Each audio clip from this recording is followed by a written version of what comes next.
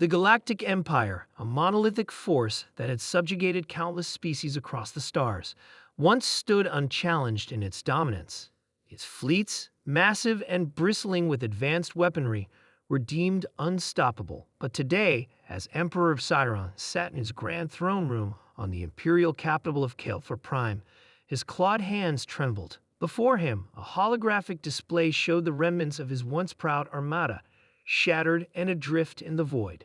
The foe responsible for this devastation was not some ancient rival or rogue star system. No, it was humanity, a species the Empire had dismissed as insignificant primitives just a century prior. How wrong they had been. The beginning of the end. The conflict had started, as most do, with arrogance. Humanity, still a fledgling interstellar species, had ventured into imperial space. They had sent diplomatic envoys, eager to establish trade and cooperation. The Empire had laughed. Humans were weak, their ships outdated, their technology laughably crude. The Emperor had ordered their ambassadors executed and their colony worlds annexed without hesitation. What the Empire failed to consider was humanity's unique spirit, their resilience, their ingenuity, and most importantly, their unyielding capacity for vengeance. The first human retaliation was surgical. A lone human fleet, seemingly outmatched, struck a critical supply station on the edge of Imperial space. The station's destruction crippled several Imperial campaigns, leaving entire sectors vulnerable. Imperial analysts have been baffled. How had such an underdeveloped species executed such a precise and devastating strike? The answer came in the form of Admiral Sarah Cade, a tactical genius who had risen to prominence after uniting Earth's disparate military forces under a single banner. She led the United Terran Fleet with a ferocity and brilliance that the Empire had never encountered. Every move she made was calculated, every victory a stepping stone toward the eventual destruction of the Empire. Humanity's secret weapon. The Empire underestimated humanity in more ways than one. Their technology, while initially inferior, evolved rapidly. Humans demonstrated an uncanny ability to adapt and repurpose captured Imperial tech. Within months, they were fielding ships equipped with hybrid systems, blending their own innovations with the Empire's advanced weaponry. But technology alone wasn't humanity's greatest strength. It was their culture of perseverance. For every colony bombed, every city burned, humanity's resolve only hardened. They turned their grief into fuel, their rage into strategy. Where the Empire launched a full-scale invasion of Earth, they expected an easy victory. Instead, they'd found a planet-turned fortress. Human ground forces, employing guerrilla tactics and cutting-edge orbital defenses, inflicted catastrophic losses. The battle for Earth became a quagmire, draining Imperial resources and morale. For every Imperial soldier who landed, 3 never returned.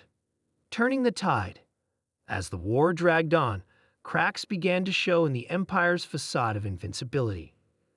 Rebel factions within subjugated species began to rise, inspired by humanity's defiance.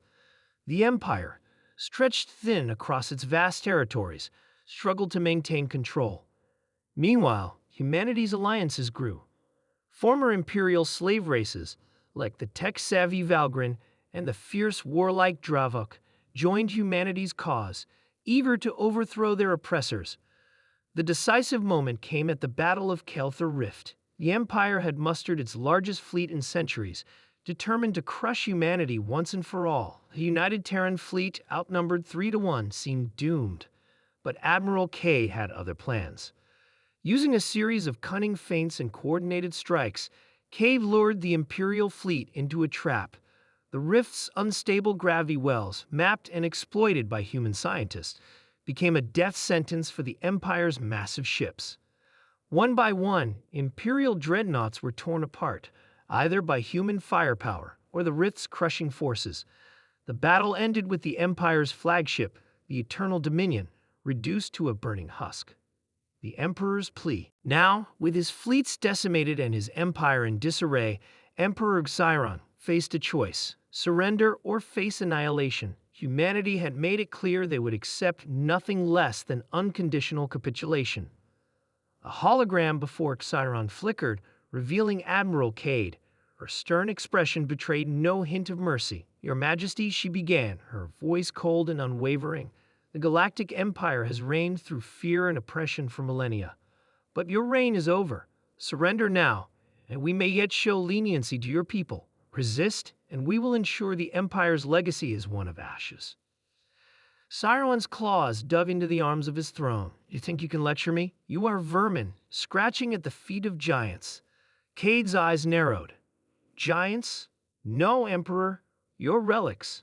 Dinosaurs who forgot that even the smallest creatures can topple the mightiest beasts. This is your final chance." The silence stretched for a long moment. Finally, the Emperor bowed his head, the weight of his defeat pressing down on him. "I will negotiate terms." Cade's lips curled into a thin smile.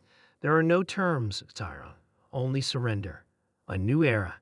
News of the Empire's surrender spread like wildfire. Across the galaxy, oppressed species celebrated their newfound freedom. Humanity, once seen as weak and insignificant, was now hailed as a force to be reckoned with. But humanity's victory was not just about conquest. Under Cade's leadership, the United Terran Federation began working to rebuild the galaxy. They established councils to mediate disputes, provided aid to war-torn systems, and helped former imperial slaves reclaim their worlds. Humanity's vision was clear: a galaxy united not by fear, but by cooperation and mutual respect. The Empire's remnants, humbled and leaderless, were absorbed into this new order. And while some pockets of resistance lingered, they were swiftly dealt with by the ever-vigilant Terran fleet. Humanity's legacy. Years later, a memorial was erected on Earth, commemorating the billions who had perished in the struggle against the Empire.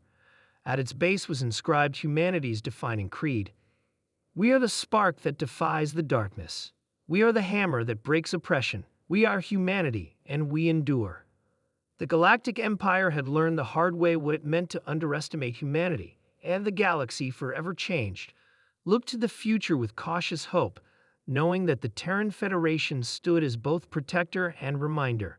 No empire, no matter how vast, could break the spirit of humanity.